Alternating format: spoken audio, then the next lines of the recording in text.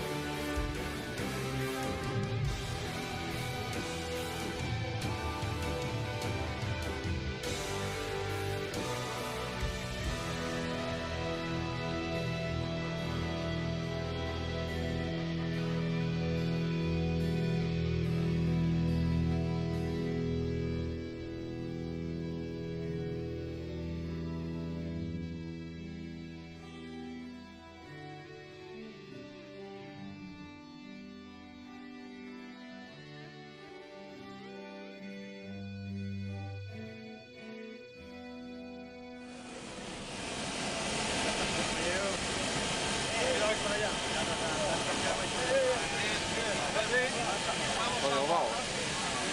Auténtico la abuelo, ¿no? A lo mejor ya.